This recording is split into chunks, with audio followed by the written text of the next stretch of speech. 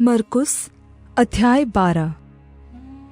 फिर वह दृष्टांतों में उनसे बातें करने लगा।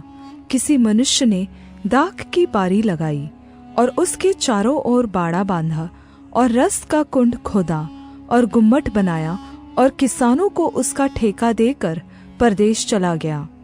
फिर फल के मौसम में उसने किसानों के पास एक दास को भेजा कि किसानों से दाख की बारी के फलों का भाग ले, पर उन्होंने उसे पकड़कर पीटा और खाली हाथ लौटा दिया।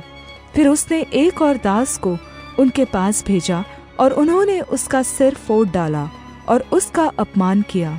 फिर उसने एक और को भेजा और उन्होंने उसे मार डाला। तब उसने और बहुतों को भेजा, उनमें से उन्होंने कितनों को पीटा और कितनों को मार डाला। अब एक ही रह गया था जो उसका प्रिय पुत्र था। अंत में उसने उसे भी उनके पास यह सोचकर भेजा कि वे मेरे पुत्र का आदर करेंगे। पर उन किसानों ने आपस में कहा, यही तो वारिस है, आओ हम उसे मार डालें, तब विरासत हमारी हो जाएगी। और उन्होंने उसे पकड़कर मार डाला और दाख की बारी के बाहर फेंक दिया। इसलिए दाख की बारी का स्वामी क्या करेगा? वह आकर उन किसानों का नाश करेगा और दाख की बारी औरों को दे देगा। क्या तुमने पवित्र शास्त्र में यह वचन नहीं पढ़ा, जिस पत्थर को राजमिस्त्रियों ने निकम्मा ठहराया था, वही कोने का सिरा हो गया? यह प्रभु की ओर से हुआ और हमारी दृष्टि में अद्भुत है। तब उन्होंने उससे पकड़ना चाहा, क्योंकि समझ गए थे कि उसने हमारे विरोध में यह दृष्टांत कहा है। पर वे लोगों से डरे और उसे छोड़कर चले गए। तब उन्होंने उसे बातों में फंसाने के लिए कई एक फरीसियों और हेरोदियों को उसके पास भेजा। और उन्होंने आकर उससे कहा, हे गुरु, हम जानते हैं कि तू सच्चा है और किसी की परवाह नहीं करता, क्योंकि तू मनुष्यों का मुँह देखकर बातें नहीं करता, परंतु परमेश्वर का मार्ग सच्चाई से बताता है। तो क्या कैसर को कर देना उचित है कि नहीं? हम दे या ना दे? उसने उनका कपट जानकर उनसे कहा, मुझे क्यों परखते हो? 1 दिनार मेरे पास लाओ कि मैं देखूं।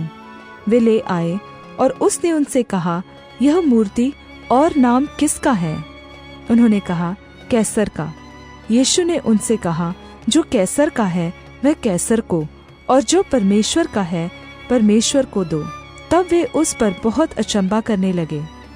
फिर सदूकियों ने भी, जो कहते हैं कि मरे हुओं का जी उठना है ही नहीं, उसके पास आकर उससे पूछा, हे गुरु, मूसा ने हमारे लिए लिखा है कि यदि किसी का भाई बिना संतान मर जाए और उसकी पत्नी रह जाए, तो उसका भाई उसकी पत्नी से विवाह कर ले और अपने भाई के लिए वंश उत्पन्न करे। 7 भाई थे।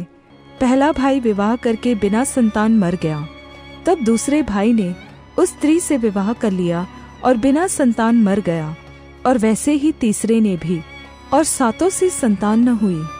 सबके पीछे वह स्त्री भी मर गई। अतः जी उठने पर वह उनमें से किसकी पत्नी होगी, क्योंकि वह 7 की पत्नी हो चुकी थी। यीशु ने उनसे कहा, क्या तुम इस कारण से भूल में नहीं पड़े हो कि तुम न तो पवित्र शास्त्र ही को जानते हो और न परमेश्वर की सामर्थ्य को? क्योंकि जब वे मरे हुओं में से जी उठेंगे तो उनमें विवाह शादी न होगी, पर स्वर्ग में दूतों के समान होंगे। मरे हुओं के जी उठने के विषय में क्या तुमने मूसा की पुस्तक में झाड़ी की कथा में नहीं पढ़ा कि परमेश्वर ने उससे कहा, मैं अब्राहम का परमेश्वर और इसहाक का परमेश्वर और याकूब का परमेश्वर हूँ? परमेश्वर मरे हुओं का नहीं, वरन जीवितों का परमेश्वर है। तुम बड़ी भूल में पड़े हो।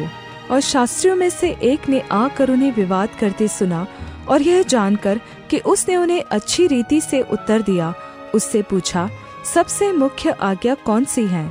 यीशु ने उसे उत्तर दिया, सब आज्ञाओं में से यह मुख्य है, हे इस्राएल सुन, प्रभु हमारा परमेश्वर एक ही प्रभु है, और तू प्रभु अपने परमेश्वर से अपने सारे मन से और अपने सारे प्राण से और अपनी सारी बुद्धि से और अपनी सारी शक्ति से प्रेम रखना।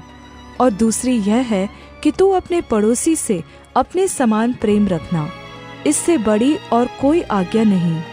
शास्त्री ने उससे कहा, हे गुरु, बहुत ठीक, तूने सच कहा कि वह एक ही है और उसे छोड़ और कोई नहीं, और उससे सारे मन और सारी बुद्धि और सारे प्राण और सारी शक्ति के साथ प्रेम रखना, और पड़ोसी से अपने समान प्रेम रखना सारे होम बलियों और बलिदानों से बढ़कर है। जब यीशु ने देखा कि उसने समझ से उत्तर दिया तो उससे कहा, तू परमेश्वर के राज्य से दूर नहीं। और किसी को फिर उससे कुछ पूछने का साहस न हुआ। फिर यीशु ने मंदिर में उपदेश करते हुए यह कहा, शास्त्री क्यों कहते हैं कि मसीह दाऊद का पुत्र है? दाऊद ने आप ही पवित्र आत्मा में होकर कहा है, प्रभु ने मेरे प्रभु से कहा, मेरे दाहिने बैठ, जब तक कि मैं तेरे बैरियों को तेरे पाँव की चौकी न कर दूं। दाऊद तो आप ही उसे प्रभु कहता है। फिर वह उसका पुत्र कहाँ से ठहरा? और भीड़ के लोग उसकी आनंद से सुनते थे।